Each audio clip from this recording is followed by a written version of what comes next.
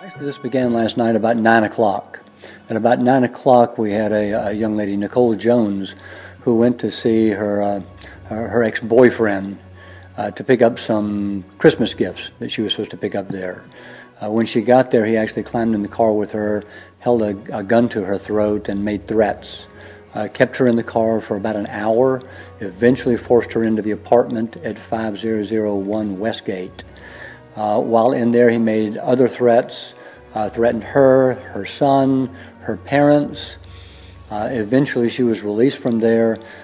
She reported it to the police department. We were able to obtain a warrant for her for the arrest of the suspect. That warrant was for felonious aggravated assault. That was obtained probably about 1 o'clock in the morning, something like that. The officers went to the address at 5001 Westgate. They went there to arrest him. He fired several shots at the police officers who went there. He fired several shots at them. They evacuated the people that were endangered, that were around that, and contained it to that specific area. The suspect stayed there in that apartment.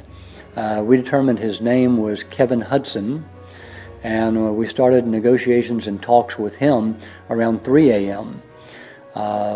We had our tactical people, our SWAT people come out. We had additional police officers, that sort of thing, to contain it to that area. We negotiated, we talked to him starting around 3 a.m. and about 9:30 this morning, he got to the point where he was cutting off communication with the police. He called one or two people basically to tell them goodbye. He made it clear to us he intended to take his life. He made it clear to us he intended to die. We introduced tear gas into the apartment, hoping that might short-circuit his thinking or whatever, but he went on and took his own life. He fired a round from the handgun that he had and died of a self-inflicted gunshot wound. What do we have for a motive? Well, it seems that it started with the loss of the relationship. It's not unusual for men to kind of go off the deep end with the loss of a relationship. This was his girlfriend. This was, the love of his life or whatever. He apparently had cocaine problems. According to the victim in that, he had been doing cocaine a good bit yesterday. So he had his drug problems. He had some other legal issues that were going on. And I think he just saw a loss of everything and just became very despondent between the drugs and between the circumstances, decided to take his own life. And there were, when they arrived at one of the residents, I know there were shots fired. Can you talk about that a little bit? Well, when the officers first arrived at the apartment to arrest him, they went in to announce that he was under arrest. They had the arrest warrant in their possession, that sort of thing. He was, at that time, he was holding the gun in his lap, and that's when he started firing.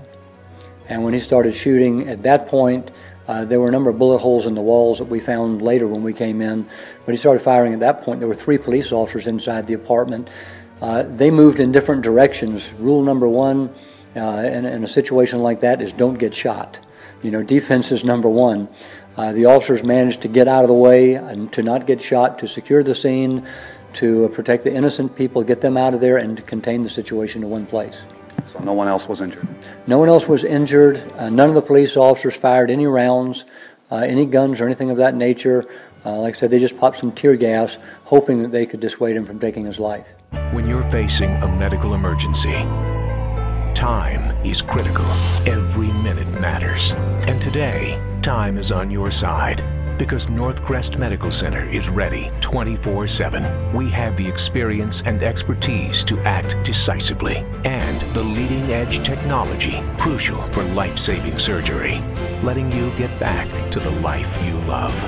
Northcrest Medical Center, bringing exceptional care to our community.